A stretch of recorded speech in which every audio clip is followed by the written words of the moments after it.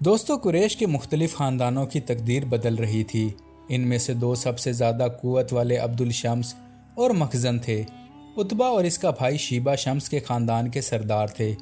ان کے رشتہ دار بھائی حرب، جو اپنی اموی شاخ کے گزرے ہوئے سردار تھے، ان کی موت کے بعد ابو سفیان ان کے جانشین ہوئے تھے، اور اس نے اپنی دوسری بیوی کے علاوہ عتبہ کی بیٹی ہندہ سے بھی شادی کر لی تھی۔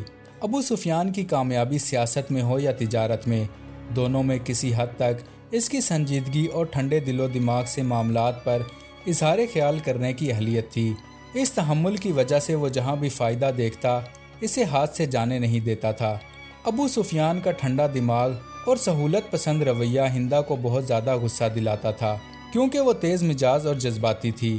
لیکن ابو سفیان جب کبھی بھی فیصلے پر ڈٹ جاتے تو پھر شاید ہی ہندہ کو یہ موقع دیتے کہ وہ اس فیصلے کو بدل سکے۔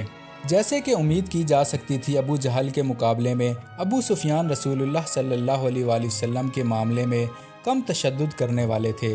اگرچہ قریشوں کے سردار کا رویہ آپ صلی اللہ علیہ وآلہ وسلم کے بارے میں ایک دوسرے کے ساتھ کسی حد تک ایک جیسا تھا، سب نے اپنی زندگی کو کسی حد تک کامیابی سے سنوارنا تھا۔ ان میں جو جوان تھے وہ مستقبل میں اپنے لیے ایک نیا جہان دیکھ رہے تھے۔ اس بات پر سب کو اتفاق تھا کہ انہوں نے جو کچھ حاصل کیا ہے اسے پورے عرب میں ایک عظیم و عالی شان کامیابی کے طور پر تسلیم کیا جانے لگا ہے۔ ایسی شخصیت کی عظمت میں کوئی کلام نہیں تھا جس کی مانگ میں ایک لیف اور تحفظ دینے والے کے طور پر کی جائے۔ اس حوالے سے وہ اپنی بیویوں، رشتہ داروں اور اپنے بیٹیوں کی شادیوں کا تانا بانا پکا کر کر اپنی طاقت میں اضافہ کرتے تھے۔ اسی مقام کو پانے کے لیے دولت ایک اہم ذریعہ تھی اور ان کا اظہار شان و شوکت تھا۔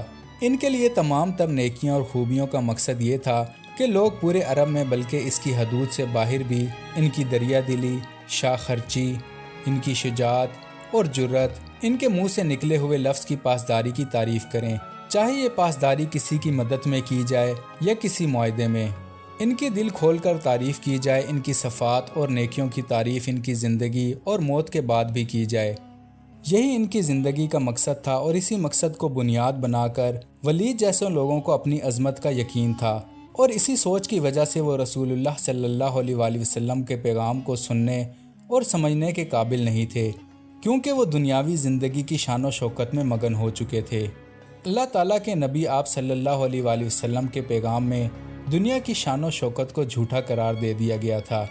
یہی وجہ تھی کہ وہ بار بار آپ صلی اللہ علیہ وآلہ وسلم کے پیغام کو جھٹلا دیا کرتے تھے، اور بار بار آپ صلی اللہ علیہ وآلہ وسلم سے کہتے تھے کہ ہمیں نشانیاں دکھاؤ۔ قریش کے سرداروں نے بڑی سرکشی کے ساتھ ایسی نشانیوں کا مطالبہ کیا جیسے فرشتوں کا نزول ہو، وہ رسول اللہ صلی اللہ علیہ وآلہ وسلم کی رسالت کی تصدیق کریں اور معراج کی تصدیق کریں۔ ایک موقع پر جب 14ویں کا پورا چاند افق سے ابھر کر اپنی پوری آب و تاب سے روشن تھا اور پہاڑ ہرا کے اوپر آسمان پر نظر آ رہا تھا، تو قریش کی ایک جماعت آپ صلی اللہ علیہ وآلہ وسلم کے حضور آئی اور مطالبہ کیا کہ اگر وہ واقعی اللہ تعالیٰ کے پیغمبر ہیں تو اس چاند کو 2 حصوں میں شق کر دیں۔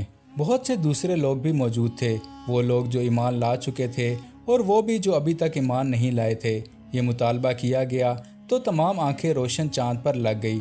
لوگوں کو حیرت اور تعجب کی کوئی انتہا نہ رہی جب انہوں نے دیکھا کہ چاند شق ہو گیا اور دونوں ٹکڑے ایک دوسرے سے دور ہوتے گئے، حتیٰ کہ ایک کوہ ہرا کی ایک جانب اور دوسرا دوسری جانب چمک رہا تھا۔ رسول اللہ صلی اللہ علیہ وآلہ وسلم نے فرمایا، تم سب گواہ رہنا۔ لیکن جن لوگوں نے یہ مطالبہ کیا تھا، انہوں نے اس معجزے کو یہ کہہ کر ماننے سے انکار کر دیا کہ آپ نے ہماری نظر بندی کر دی ہے۔ لیکن اس کے مقابلے میں مومنین نے خوشی منائی۔